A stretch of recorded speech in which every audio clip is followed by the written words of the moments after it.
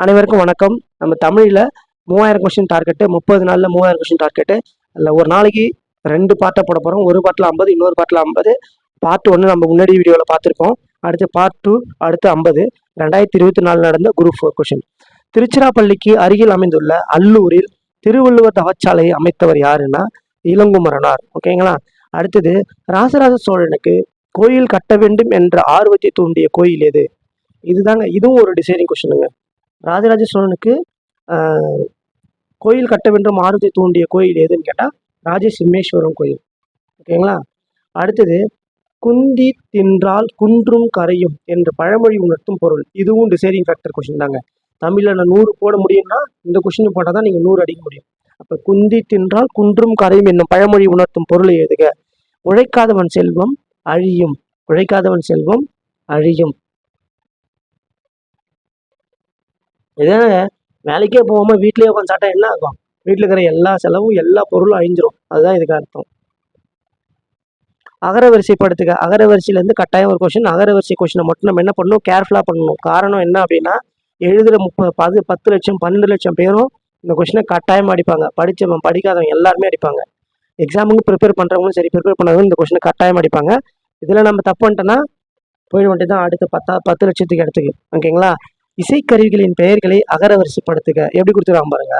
நம்ம குழம்பிடுவோம். உடனே இசைக்கருவி வச்சு அகரவரிசைப்படுத்துவோம். இதுல உடுக்கை, கணப்பறை, தவில், நாகசுரம், படகம், மகுடி. ஓகேங்களா?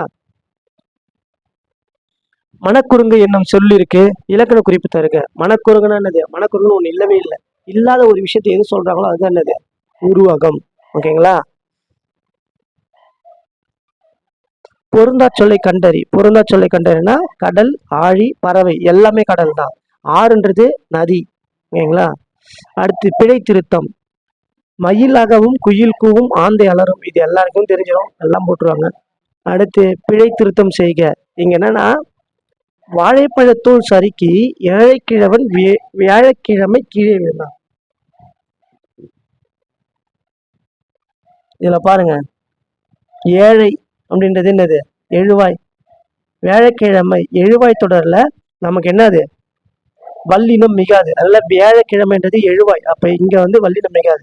ஸோ வல்லினம் மிகாம இருக்கிறது இது மட்டும்தான். இது இருக்கு. அடுத்து இங்க பாருங்க, இங்க வல்லினம் எஸ். எது? Second, B option. ஸோ அப்போ ஆப்ஷன் ஏ.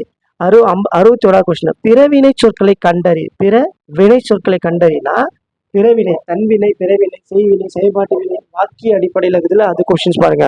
பிறவினை சொற்களை கண்டறினா வருவித்தான், திருத்தினான், இதுதான் பிறவினை. நனைந்தான், படித்தான் என்பது தன்வினை. திருத்தினான், நனைந்தால், திருத்தினான் அப்படின்னா அது பிறவினை தான். ஆனால் நனைந்தான் என்பது தன்வினை. படித்தான், வருவித்தான், இது வருவித்தான் என்பது பிறவினை, படித்தான் என்பது தன்வினை. ஆனால் ரெண்டுமே பிறவினையா இருக்கணும். அதனால வருவித்தான், திருத்தினான். பின்வரும் தொடரை கண்டறிக. பூங்குழலி யாழ் மீட்டினாள். பூங்குழலி யாழ் மீட்டினாள். அப்ப தொடர், வாக்கிய தொடர். வாக்கிய தொடர்ல எத்தனை கொஸ்டின் கேட்டிருக்காங்க பாருங்க. பூங்குழலி யாழ் மீட்டினாள். இப்ப செய்வினை தொடர், செய்வினை தொடர். பூங்குழலி யாழை மீட்டினாள் அப்படின்னு வரும். விடைக்கேற்ற வினா அமைத்தல். வணிக அறிவியல் முதலீட்டை பெருக்குவதற்காக பொருள்களை கண்டுபிடிக்கிறது. இதுவும் கான்ட்ரவர்சியான கொஸ்டின் தான். நமக்கு டிஎன்பிசி என்ன ஃபைனல் ஆன்சரிக்கை விடுறாங்கன்றத பொறுத்து இருந்து பார்ப்போம். எத்தகைய முதலீட்டை பெருக்குவதற்காக பொருள்களை கண்டுபிடிக்கிறது அப்படின்றத இதுக்கு ஆன்சர். அகரவரிசைப்படுத்துக. கேழ்வர், பொலிக்கும், நசையி, போத்து, மங்கை, நல்குவர், சாவகர். இதுல பாருங்க, கேழ்வர், சாவகர், நாதான் ஃபர்ஸ்ட் வரணும். நசை எல்லாத்துலயும் வருதா? இதுல நசை. அடுத்து சை, சா, இல், நல்குவர். ஓகேங்களா? பொலிக்கும், போத்து, மஞ்சை. Option C is the correct answer.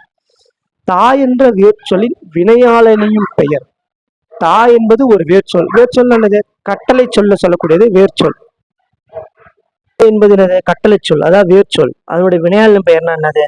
தந்தவர், தந்தவர். இப்ப வினையாளன் பெயர்.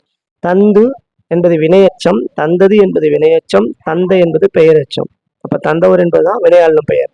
வேர்ச்சொல்லை தேர்வு செய்க. இங்க பாருங்க, இங்க சென்றால் என்பது என்னது? வினைமுற்று. அப்ப சென்றால வினைமுற்று, அதோட வேர்ச்சொல். இதுல எத்தனை கொஸ்டின் பார்த்துட்டு பாருங்க. 3 கொஸ்டின். ஃபர்ஸ்ட் கொஸ்டின் ஒன்று பார்த்தோமா, இங்க 2வது கொஸ்டினா, இதுக்கு முன்னாடி 65வது கொஸ்டின் ஒன்று, மொத்தம் 3 கொஸ்டின் பாருங்க. வேறு சொல்லும் வினையாளன் பெயர் கண்டுபிடிக்கிறதும். ஒலி வேறுபாடு அறிந்து சரியான பொருளை தருகிறது. சூழ், சூழ், சூழ். சூழ்னா கருப்பம், கருப்பம். ஓகேங்களா? சூழ் அப்படின்னா சுற்று, சூழ்ந்து இருக்கிறது. ஓகேவா? சூழ்ந்து சுத்துறது, சுற்று, நம்ம சுற்றுப்புறத்து இருக்கிறது. சூழ்னா சபதம். இந்த கொஸ்டின் எப்படி அடிச்சேன்னா, நியூஸ் பார்ப்பேன்ல, எனக்கு கன்ஃபியூஷன் ஆச்சு அந்த டைம்ல. நான் எப்படி அடித்தேன் அப்படின்னா, நியூஸ் பார்ப்போம். இவர் சூள் உரைத்தார், இவர் சபதம் ஏற்றுக்கொண்டார், நியூஸ் பேப்பர்லேயோ நியூஸ்லேயோ வரும்ல, அதை வச்சு தாங்க நானே இந்த கொஸ்டின் அடித்தேன். பிழையற்ற தொடரை கண்டறிக. பிழையற்ற தொடரை கண்டறிக. எங்கள் ஊரில் புலவர் ஒருவர் வாழ்ந்தார். இதில் எல்லாமே பிழையற்ற தொடர். எங்கள் ஊரில் புலவர் இருவர் வாழ்ந்தது. வாழ்ந்ததுன்னு வருமா? வாழ்ந்து அப்படின்னா இது ஒன்றன்பால் வினைமுற்று. ஒன்றன்பால்னா அக்ரிணை வினைமுற்று. ஓகேங்களா? வாழ்ந்தார், புலவர்கள் வாழ்ந்தார வரும், புலவர்கள் வாழ்ந்தார்கள் வரணும். எங்கள் ஊரில் பல புலவர்கள், எங்கள் ஊரில் புலவர்கள் வாழ்ந்தால், இது பாருங்க ஆண்பால் பெண்பால். புலவர்னாலே ஆண்பால், வாழ்ந்தால் என்பது பெண்பால். அப்ப ஏ மட்டும் தான் கரெக்ட். கீழ்காணும் சொல் வழக்கினை வரிசைப்படுத்துக அப்படின்னா, நாகரிகம் கருதி மறைமுகமாக குறிப்பிடுதல் இடக்கரடக்கல். அதாவது இலக்கணம் முடிச்சுட்டு அடுத்த ஒரு பக்கத்துல ஒரு பாக்ஸ்ல எல்லோ கலர் பேஜ்ல கொடுத்துருப்பாங்க புக்ல. ஸோ அந்த இடத்துல இருந்து கொஸ்டின் எடுத்திருக்காங்க. நாகரிகம் கருதி மறைமுகமாக குறிப்பிடுதல் என்னது? இடக்கரடல். அது கரெக்ட். மங்களமான சொற்களை மாற்றி மங்களம் இல்லா சொற்களால் குறிப்பிடுதல் மங்களம் இல்லையே. மங்களமான சொற்கள், அதாவது மங்களமற்ற சொற்களை மாற்றி மங்களமான சொற்களை குறிப்பிடுதல் என்னது? மங்களம். ஒரு சொல்லுக்கு மாற்றாக வேறு சொல்லை பயன்படுத்தும் முறையே இடக்கரடக்கல் மங்களம். இது ரைட்டு. அப்ப ஆப்ஷனு பி. 1 சரி, 3 சரி, 2 தவறு. ஓகேங்களா? வெண்பாக்குரிய ஓசை வாங்க. வெண்பாக்கு வெண்பா, ஆசிரியப்பா, கலிப்பா, வஞ்சிப்பா. முன்னாடி பார்த்தோம் பொருந்தாது எதுன்னு கேட்டிருந்தாங்கல்ல. ஆனா இங்க பாருங்க டைரக்டா வெண்பாக்குரிய ஓசை செப்பல் ஓசை. பொருத்தமான பொருளை தேர்வு செய்க. முல்லைப்பாட்டு. முல்லைப்பாட்டு எழுதியவர் யாரு? நப்பூதனார். காசி காண்டம். காசி காண்டத்தை எழுதிய யாரு? அதிவீரம பாண்டியர். சிலப்பதிகாரம் எழுதி யாருக்கு தெரியும் உங்களுக்கு? காலக்கணிதம் கண்ணதாசன். 9th புக்ல இருக்குதுங்க காலக்கணிதம் ஒரு டாபிக். ஐ என்னும் ஓர் எழுத்து ஒரு மொழியின் பொருள். ஐ தலைவன் 7வது புத்தகத்துல ஒரு பாக்ஸ்ல 42 எழுத்துக்கும் கொடுத்துருப்பாங்க. ஒரு எழுத்து ஒரு மொழி. 2 எழுத்து மட்டும்தான் என்னது? குறில் எழுத்து. மீதி எல்லாமே என்னது? நெடில் எழுத்து.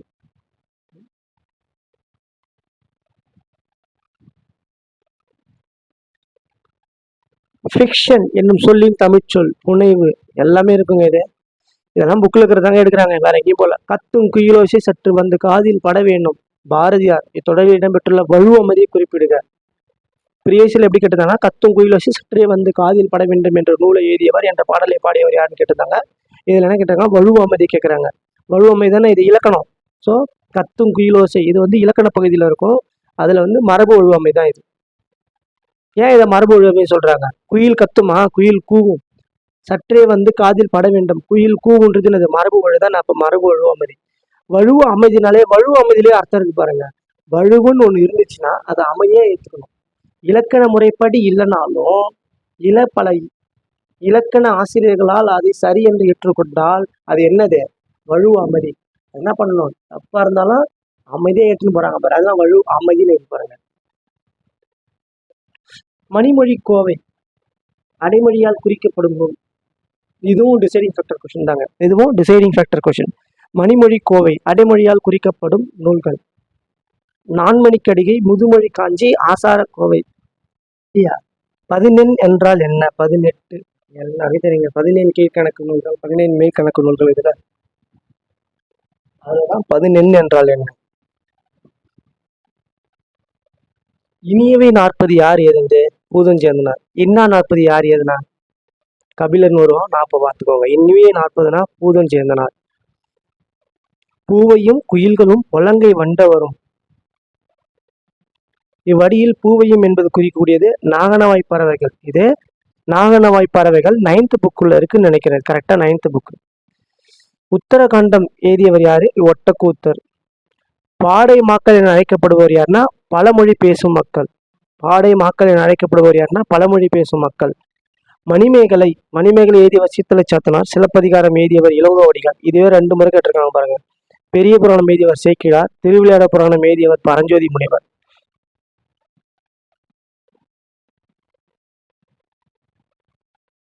முடிக்கெழு வேந்தர் மூவருக்குரியது என அழைக்கப்படும் காப்பியம். முடிக்கெழு வேந்தர் மூவருக்குரியது சிலப்பதிகாரம். ஓகேங்களா. ஓங்கு ஓங்குதன்பனை சூழ் நீப வனத்து நீத்து ஒருபோது என்னும் இவ்வடியில் நீபவனம் என்பது கடம்பவனம். நீபவனம் என்பது என்ன பொருள்? கடம்பவனம். இது மாதிரி அப்ப நீபவனம் என்றால் என்ன அப்படின்னு கொஸ்டின் நம்ம கேட்டு போயிருக்கலாம். ஏன் இந்த மாதிரி கொஸ்டின் வைக்கிறாங்கன்னா, நம்மளோட டைம் மேனேஜ்மெண்ட் செக் பண்றது, நம்மளுக்கு டைமுக்கு செக் வைக்கிறதுக்கு. நீபவனம் என்பது என்னன்னு கேட்டு போயிட்டா நீமா நீசா அடிச்சுட்டு போயிடுவீங்கல்ல. அதனால இது ஃபுல்லாக படித்து பார்த்துட்டு அப்புறம் நம்ம அதை எடுப்போம். அப்போ அதுவும் கொஞ்சம் டைம் எடுத்துக்கோம்ல. அப்போ டைம் மேனேஜ்மெண்ட்டை நமக்கு செக் வைக்கிறது. ஒரு கொஷின் எடுக்கிறவங்க அப்படியே காம்படிட்டர் வந்து அப்படியே எழுதிட்டு அப்படியே போகணும்னு நினைக்க மாட்டாங்க. அவங்களுடைய மைண்ட் செட் எப்படி இருக்குன்றதையும் நினச்சிட்டு நம்ம படிக்கணும். கொஷின் டைம் மேனேஜ்மெண்ட் பண்ணுற மாதிரி வைப்பாங்க. கொஷினை நம்ம எந்த அளவுக்கு கேர்ஃபுல்லாக படிக்கிறோன்றதையும் செக் பண்ணுவாங்க. எல்லாம் தெரிஞ்ச கொஷினாக தான் இருக்கும். சின்ன ட்ரிக் வச்சுருப்பாங்க. மீட்டருக்கு சென்டிமீட்டர் இருக்கும் மேக்ஸில். அது மாதிரி தான் கொஷின் ஈஸியான கொஷின் தான். அப்படி தானே தப்புன்ட்டு வந்துட்டேன். அதனால தான் அதை கரெக்டாக சொல்கிறேன். பாரதியார் பாடிய பாடல்களில் ஒன்று எது? குடும்ப விளக்கு யாரு? பாரதிதாசன். மருமக்கள் வழி மாண்பும் யாரு? கவிமணி தேசிய விநாயகமில்லை. அதுதானே நகைச்சுவை நூல் சொல்லுவாங்க. குயில் பாட்டு தான் யாரு? பாரதிதாசன். குயில் என்ற இதழை நடத்தியவர் யாருன்னு கேட்டது என்னது? பாரதிதாசன். குயில் பாட்டு என்ற நூலுன்னா பாரதியார். சீராபுராணம் தெரியும், உமரப்புலவர் உங்களுக்கு தெரியும்.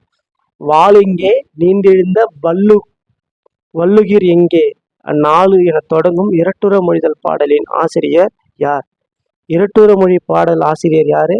கவி காலமேக புலவர். மனோன்மணியத்தின் கிளைக்கதை சிவகாமியின் சரிதம் நூலுக. ஆனால் இவங்க சபதம் அடிச்சு வச்சிருக்காங்க. ஸோ இதுவும் கான்ட்ரவர்சியான கொஷின் தான். அப்போ இதுவும் ஃபைனல் ஆன்சருக்கு என்ன கொடுக்குறாங்கன்றதை பார்க்கணும். இது எல்லாத்துக்குமே என்னது? அனைத்தும் சரிதான் நம்ம போட்டிருப்போம். ஏன்னா இது அனைத்துமே என்னது? அனைத்தும் சொல்லிட்டாலே எல்லாத்துலேயும் ஒன்று இருக்குது. அப்போ இதுவும் கான்ட்ரவர்சியான கொஷின். ஸோ அது ஃபைனல் ஆன்சருக்கு என்ன கொடுக்குறாங்களோ அதுதான். திருவிருத்தம் என்ற நூலின் ஆசிரியர். நரிவிருத்தம் கேள்விப்பட்டிருப்போம். அது என்ன திருவிருத்தம்? நரிவிருத்தத்தை எழுதியவர் யாரு? சீவக சிந்தாமணி எழுதியவர் யாரு? அவங்க ரெண்டு பேரும் ஒரே ஆள் தானே. அப்ப திருவிருத்தம் என்ற நூல் எழுதியவர் யாரு? நம்மாழ்வார். இதுவும் புக்ல இருக்குங்க.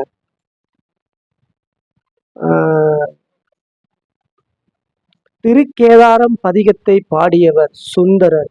இது நமக்கு கொடுத்துருக்கிற ஸ்கூல் புக்லயே இங்க திருக்கேதாரம் இருக்குது. ஆனா கேதாரம் பதிகம் பாடியவர் அப்படின்னா ஸ்கூல் புக்ல இருக்கும்.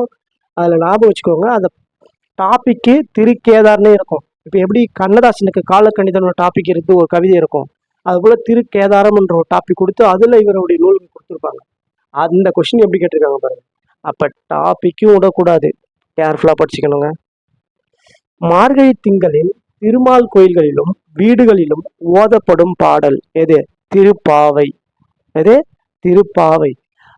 திருமால் கோயில் மார்கழி திங்களில் திருமால் கோயில்களிலும் வீடுகளிலும் ஓதப்படுபவை திருப்பாவை. ஓகேங்களா. திருப்பாவை எழுதியவர் யாரு? ஆண்டாள். இந்த நூலை ஆண்டாள் என்னன்னு அழைப்பாங்க அப்படின்னா தமிழ் மாலைன்னு என்று அழைப்பாங்க. இப்ப தமிழ் மாலை என்று அழைக்கக்கூடிய நூல் எதுன்னா அது திருப்பாவை. இதுவும் ஒரு கொஸ்டின். தமிழ் பெருங்காவலர் என்ற பெருமைக்குரியவர் பாருங்க. தமிழ் புலமை பெருங்கடல் யாருன்னு பார்த்துட்டோம். பதிப்புலகின் தலைமகன் யாருன்னு பார்த்துட்டோம், சீவை தாமோதரனார். தமிழ் பெருங்காவலர் என்று சிறப்புக்குரியவர் யார்? அதே மாதிரி அடைமொழியில் இருக்கிற கொஸ்டின் மட்டும் 3 கொஸ்டின் கேட்டிருக்காங்க பாருங்க. அப்ப தேவநேய பாவனார். திருக்குறள் மூலத்தை நேரடியாக படிக்க விரும்பியே தமிழ் பயில தொடங்கினேன்னு சொன்னவர் யாரு? காந்தி. தமிழக அரசின் பாவேந்தர் நினைவு பரிசினை பெற்ற முதற் பாவலர் யாரு? ஓமை கவிஞர் சுரதா. தமிழக அரசின் பாவேந்தர் நினைவு பரிசினை பெற்ற முதல் பாவலர் ஓமை கவிஞர் சுரதா. இது பழைய புத்தகத்துல இருக்கு. வாணிதாசன் என்பவர் அவருடைய மாணவர். எல்லாருமே இதுல வாணிதாசனும் சுரதாவும் மாணவர் தான். மாணவர் வரிசையில் வருவாங்க. முதல் மாணவர் வந்து வாணிதாசன் தான். இதுவும் பழைய புத்தகத்துல இருக்கு.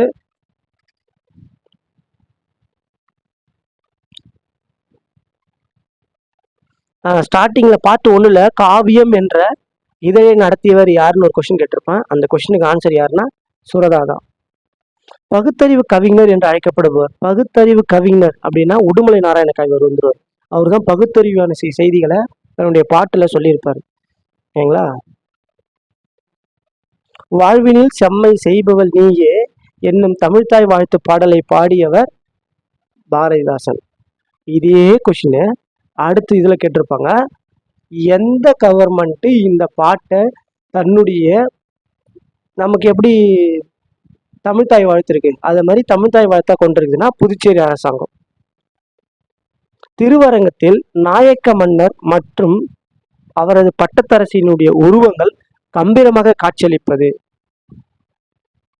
திருவரங்கனா என்னது? ஸ்ரீரங்கம் தாங்க. நாயக்க மன்னர் அவரது பட்டத்தரசியின் உருவம் கம்பீரமாக காட்சியளிப்பது எத்தனை அடி உயரத்தில் இருக்குது பாருங்க. கொஸ்டின் எப்படி எடுத்துறாங்க பாருங்க. போன முறை குரூப் 2ல அந்த யாராவது இவங்களுடைய சிலை வந்து உருவத்திலும் அளவிலும் பெரியவை அப்படின்ற மாதிரி ஒரு கொஸ்டின் கேட்டிருந்தாங்க. இந்த இடத்துல அதே பாட்டில் அதே லெசன்ல எத்தனை அடி இருக்கு? இப்போ 4 அடி உயரம். இதுவுமே கான்ட்ரவர்சின்னு சொல்லியிருக்காங்க. பார்ப்போம். நான் அது புக் ப்ரூஃப் போடுறேங்க. சரியானவற்றை பொறுத்துக்கள் தான். ஓகேங்களா? அகஷராபியாசம். என்னடா இது அகஷராபியாசம்? தமிழ் தேர்வுன்னு வச்சுட்டு ஹிந்தியில் இருக்கிற கொஸ்டின்லாம் கேட்டிருக்காங்க அப்படின்னு நினைக்காதீங்க. இதெல்லாம் நமக்கு டைம் எடுத்துக்கும். அக்ஷராபியாசம் அப்படின்னா என்னன்னு பார்க்கணும். இது நமக்கு அந்த ஸ்கூல் புக்கில் இருக்குங்க, நம்ம பொருள் பற்றி இருக்கும். இதில் வித்யா அப்படின்னா என்னன்னா கல்வின்னு அர்த்தம். எல்லாம் பாருங்க, வித்யா நிக்கேதன் வச்சிருப்பாங்க. கொஸ்டின் ஸ்கூல் நேம்ல வித்யா நிக்கேதன் இருக்கும். ஓகேங்களா? அப்போ வித்யானா கல்வி. இப்போ பியாசம் அப்படின்னா என்னது? பயிற்சின்னு அர்த்தம். அப்போ வித்யா கல்வி, வித்யா பியாசம், வித்யா ஆரம்பம். ஆரம்பம்னா தொடக்கம், வித்யானா கல்வி. அப்போ கல்வி தொடக்கம் எதில் இருக்கு? சிக்கு 4. இப்போ 2 இடத்துல ஆப்ஷன் வருதா? இப்போ வித்யா பியாசம், வித்யானா கல்வின்னு சொல்லியாச்சு. அப்போ இதுலையும் கல்வி அதுலையும் கல்வி. ஆரம்பம்ன்றது கல்வின்னு தொடக்கம், ஆரம்பம்ன்றது தொடக்கம்னு படிச்சாச்சு. அப்போ வித்யான்றது கல்வி பயிற்சி தானே வரும், வித்யாபியாசம்ன்றது. அப்போ பியாசம்னாலே பயிற்சி. ஓகேங்களா? அப்போ அக்ஷராபியாசம்ன்றது எங்க பயிற்சி இருக்குது? எழுத்து பயிற்சி. வித்யாபியாசம்ன்றது எது? கல்வி பயிற்சி. அப்போ 3, 2, 4, 1 ஆப்ஷன் டி கரெக்ட் ஆன்சர். எனக்கு வறுமையும் உண்டு, மனைவியும் உண்டு, மக்களும் உண்டு, அவற்றோடு மானமும் உண்டு என்று கூறிய தமிழறிஞர் யாரு? தேவநேய பாவாணர். யாரு? தேவநேய பாவாணர். இவர் தான் நம்ம விஜயகாந்த் ஒரு டைலாக் பேசுவார்ல, தமிழில் எனக்கு பிடிக்காத ஒரே வார்த்தை அது மன்னிப்பு அப்படின்னு. ஆனால் மன்னிப்புன்றது என்னதான்? உருது சொல் தானா. ஆனால் அந்த மன்னிப்புன்றது என்ன?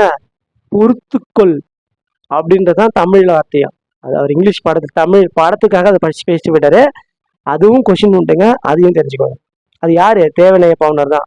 அது ஸ்டோரிங்க, அது பழைய புக்கில் இருக்கும். சைக்கிளில் போவார், இடிச்சு கீழே ஊற்றுருவாங்க. என்னை மன்னிச்சிருங்க ஐயான்னு சொல்லுவார்.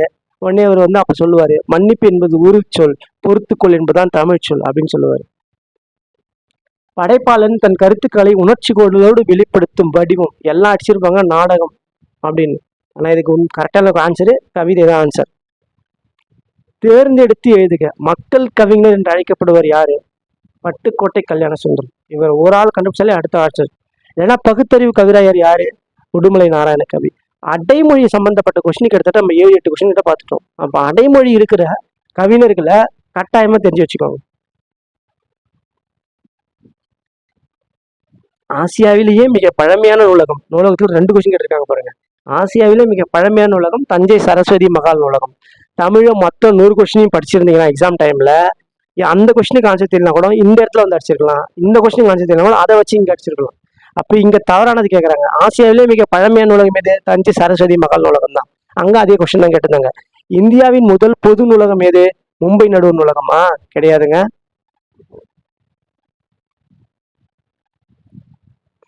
வங்காள நூலகமா? அப்படி இல்லைன்னா திருவனந்தபுரம் நடுவர் நூலகமா? திருவனந்தபுரம் நடுவர் நூலகம் தான். உலக அளவில் தமிழ் நூல்கள் அதிகம் உள்ள நூல்கள் யாரு? கன்னிமரா. உலக அளவில் கன்னி பசங்க அதிகமா இருக்கிற நாடு, இளைஞர்கள் அதிகமா இருக்கிற நாடு இந்தியா. ஸோ உலக அளவில் தமிழ் நூல்கள் அதிகம் இருக்கிறது கன்னிமர நூல்கள். ஓகேவா?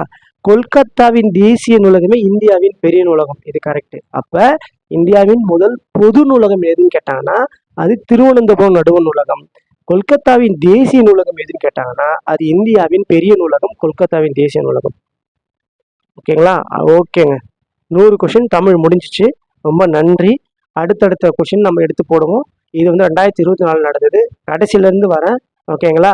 நடுவில் ஷார்ட்ஸ் என்ன பண்ண போகிறோம் அப்படின்னா நமக்கு புக் ப்ரூஃப்னு நான் ஷார்ட்ஸ் எடுத்து போடுறேன். நன்றி. நம்ம சேனலை ஃபாலோ பண்ணுங்கள். நம்ம சேனலை உங்கள் ஃப்ரெண்ட்ஸ்க்கு எல்லாருக்கும் ஷேர் பண்ணுங்கள். சப்ஸ்கிரைப் பண்ணி வச்சுக்கோங்க. பெல் ஐக்கனை ப்ரெஸ் பண்ணி வச்சுக்கோங்க. அப்போ தான் நம்ம போடுற அடுத்தடுத்த வீடியோ உங்களுக்கு ஆட்டோமேட்டிக்காக நோட்டிஃபிகேஷன் வரும். நன்றி, வணக்கம்.